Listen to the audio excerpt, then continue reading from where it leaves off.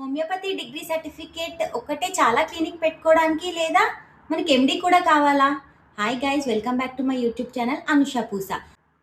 Last video ఎవరైతే చూడలేదో వాళ్ళకి చిన్నగా అయితే ఒక గ్లిమ్స్ ఇస్తున్నాను.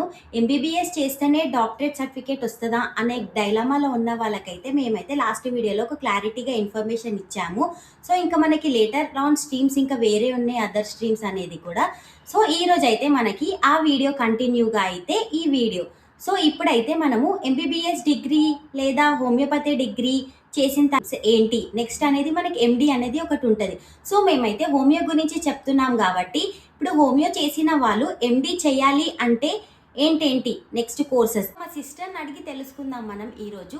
ఎంబీబీఎస్ డిగ్రీ చేసిన వాళ్ళకైతే వాళ్ళు కూడా మనకి ఇలా ఏంటంటే నెక్స్ట్ పీజీ ఉంటుంది కదా. సో వీళ్ళకి కూడా హోమియోపతి చదివిన వాళ్ళకు కూడా మనకి ఎండి అనేది ఉంటుందా? వాళ్ళు ఫర్ ఎగ్జాంపుల్ హోమియోపతి చేసిన వాళ్ళు ఇమీడియట్గా ఆ డిగ్రీ సర్టిఫికేట్ రాగానే వాళ్ళు క్లినిక్ పెట్టుకోవచ్చా లేదా? ఇలాంటి ఇన్ఫర్మేషన్ అన్నీ ఈరోజు తెలుసుకుందాం మనము. సో ఈరోజు అయితే ఇప్పుడు మనం సిస్టర్ని అడుగుదాం.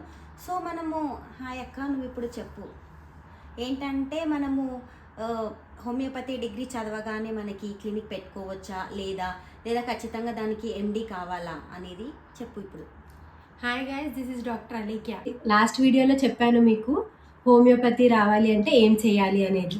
సో ఇప్పుడు ఎండి రావాలంటే ఏం చేయాలి అనేది నేను ఇప్పుడు ఈ వీడియోలో మీకు క్లియర్గా చెప్పబోతున్నాను.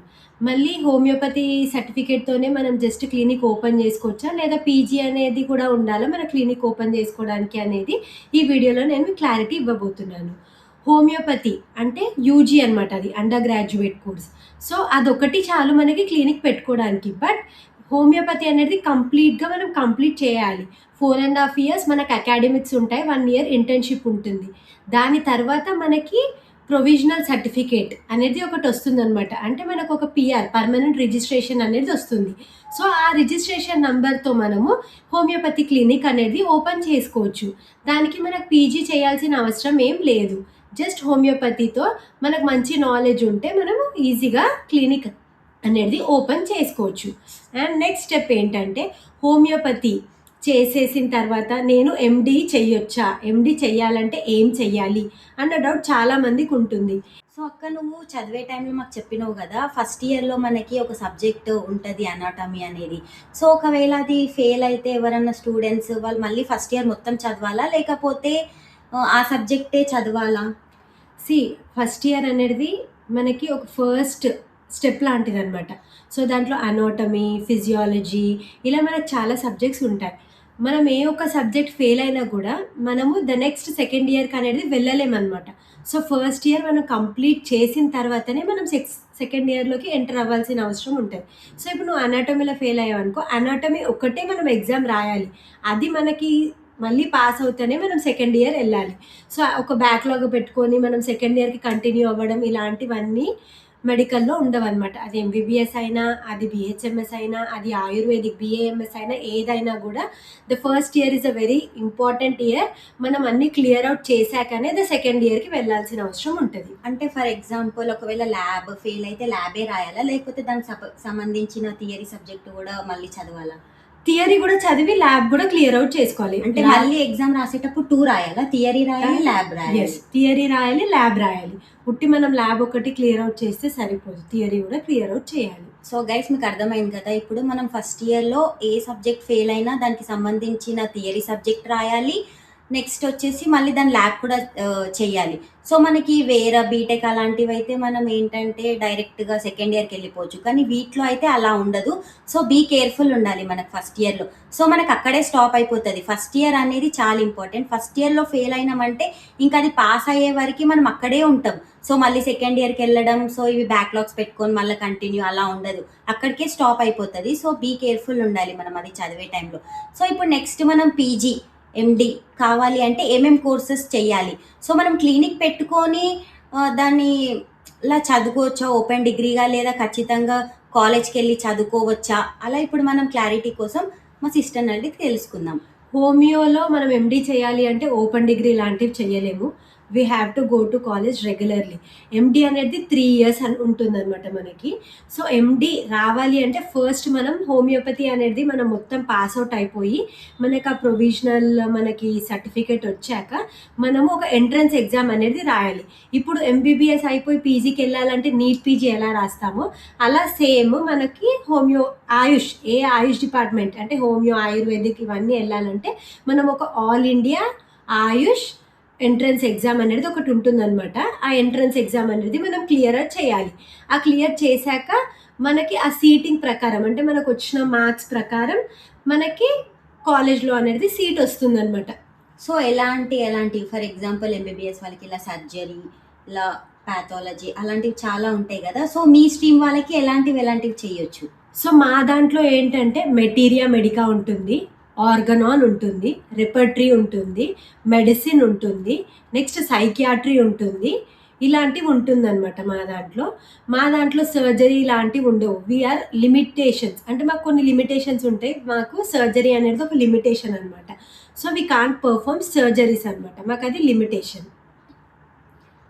Okay guys. అంటే ఇప్పుడు నువ్వు చెప్పావు కదా ఒక్కొక్క కోర్సు. అంటే దానికోసం చెప్పు. అంటే ఫర్ ఎగ్జాంపుల్ ఈ కోర్సు దేనికి సంబంధించింది, ఈ కోర్సు దేనికి సంబంధించింది? ఆర్గనాన్ అయినా, మెటీరియా మెడికా అయినా, రిపర్టరీ అయినా ఏది చేసినా కూడా మాకు ఇట్లా స్పెషలైజేషన్ అన్నట్టు ఏమి ఉండదన్నమాట. అంటే సర్జరీ వీళ్ళు ఆర్థోపెడిక్స్ డాక్టర్, వీళ్ళు నెఫ్రాలజిస్ట్ అలా ఏమి ఉండదన్నమాట. వై? బికాస్ హోమియోపతి అనేది ఇండివిజువలైజేషన్ అంటే ఒక పేషెంట్లా ట్రీట్ చేస్తామన్నమాట. ఒక పర్సన్లా ఇండివిజువలైజ్ చేసి ఆ పర్సన్కి ఏ రెమెడీ అనేది సెట్ అవుతుందో అలా ఇస్తాం. కాబట్టి మాకు అట్లా సపరేట్గా అలా ఏమి ఉండదు. అంటే గైస్ ఎండి చదివినా కూడా వీళ్ళు అన్నిటికీ ట్రీట్ చేస్తారు వాళ్ళకి సంబంధించినవి. సో అదే మా అక్క చెప్పాలి అనుకుంటుంది. మాకు ఇట్లా ఇప్పుడు మనము అలోపతిలో ఏంటంటే మనం సర్జరీ చేస్తే సర్జన్ అంటారు వాళ్ళని. నెక్స్ట్ నెఫ్రాలజీ అంటే కిడ్నీస్కి సంబంధించిన డాక్టర్ అంటే యూరాలజీ అలా ఉంటుంది కదా. అలా హోమియోపతిలో మాకు ఏమి ఉండదు అనమాట. We can treat anyone. అంటే మేము ఒక పర్సన్ని ఆ పర్సన్ యొక్క సిమ్టమ్స్ ఫస్ట్ టు లాస్ట్ తెలుసుకొని దాన్ని బట్టి మేము ఆ పర్సన్కి ఇండివిజువలైజ్ చేసి ఒక రెమెడీ అనేది వస్తుంది అనమాట మాకు ఫైనల్గా. ఆ రెమెడీని వాళ్ళకి ప్రిస్క్రైబ్ చేస్తామన్నమాట మేము. సో అక్క ఇప్పుడు ఏంటంటే మన వాళ్ళకి చెప్పు సబ్స్క్రైబర్స్కి ఏంటంటే ఖచ్చితంగా పీజీ అనేది కావాలా వాళ్ళు క్లినిక్స్లో వర్క్ చేయాలి అంటే హోమియోపతి క్లినిక్స్లో, లేదా మనకి ఆ డిగ్రీ సర్టిఫికేట్స్తో చాలా? హోమియోపతి డిగ్రీ సర్టిఫికేట్ ఒక్కటి సరిపోతుంది మనం ఏ హోమియో క్లినిక్లో వర్క్ చేయాలన్నా కూడా. And at the same time మనం గవర్నమెంట్ హాస్పిటల్స్లో హోమియోపతిక్ డాక్టర్ లాగా మనకు రిక్రూట్మెంట్ అనేది ఉంటుంది. దానికి కూడా మనకి ఎండి అనేది ఏం అవసరం లేదు. జస్ట్ మనం బిహెచ్ఎంఎస్ అండర్ గ్రాడ్యుయేషన్ సర్టిఫికేట్తో అప్లై చేసుకోవచ్చు. Based on marks and based on everything మనకి మార్క్స్ అలాట్మెంట్ ప్రకారము మనకి సీట్ అనేది వస్తుంది. వచ్చి దాంట్లో మనం ఒకవేళ క్వాలిఫై అయ్యి సర్టిఫికేషన్ వెరిఫికేషన్ అయిపోయిన తర్వాత మనం ఎలిజిబుల్ అయితే దానికి మనకు అక్కడ జాబ్ వస్తుంది. మ్యాండేటరీగా పీజీ అవసరమా అంటే మ్యాండేటరీగా పీజీ ఏం అవసరం లేదు. యాజ్ అ మెడికల్ ఆఫీసర్లా మనం వర్క్ చేయొచ్చు హోమియోపతికి. సో గైస్ ఎవరైతే హోమియోపతి అంటే మీకు అర్థం అవ్వట్లేదేమో, దాన్ని బిహెచ్ఎంఎస్ అంటారు. స్టార్టింగ్లో ఎగ్జామ్ రాయాలనుకున్న వాళ్ళు. సో వాళ్ళు బిహెచ్ఎంఎస్ సర్టిఫికేట్ మనకి మొత్తం కంప్లీట్ అయ్యాక రాగానే క్లినిక్స్లో అయితే వర్క్ చేసుకోవచ్చు. అదే మా అక్క చెప్పాలనుకుంటుంది. సో ఇప్పుడు ఇంకా మీకు నెక్స్ట్ ఎలాంటివి కావాలి? సో మనకి హోమియోలో మెడిసిన్స్ ఎలాంటి వాటికి బాగా వర్క్ అవుతున్నాయి, అలాంటి ఇన్ఫర్మేషన్ ఏదైనా కావాలంటే మీరు కమెంట్ సెక్షన్లో కమెంట్ చేయండి. మేమైతే అది నెక్స్ట్ వీడియోలో చేయాలి అనుకుంటున్నాం. ఇంకా మీ అందరి కమెంట్స్ బట్టి కూడా మేము ఏ వీడియోస్ చేయాలి అనేది చూస్తాము. సో చలో బాయ్ గైస్, ఇదే మేము చెప్పాలనుకున్నాం ఈరోజు పీజీ గురించి అయితే మొత్తం. ఇంకా మీకు ఏదైనా క్లారిటీగా కూడా కావాలి అంటే కమెంట్ సెక్షన్లో అయితే కమెంట్ చేసేసేయండి. Thank you guys. If you want any information you can DM me. So guys subscribe అయితే చేసేసుకోండి. ఈ వీడియోస్కి మంచి వ్యూస్ రావాలి. మీ వ్యూస్ అండ్ మీ కమెంట్స్ బట్టే మేము ఇంకా మంచి ఇన్ఫర్మేషన్ ఇవ్వడానికి అయితే మీ కెరియర్కి ఎలాంటి పాత్స్ బాగుంటాయో మేమైతే సజెస్ట్ చేస్తాం. చలో bye guys, please subscribe my YouTube channel. Bye bye guys.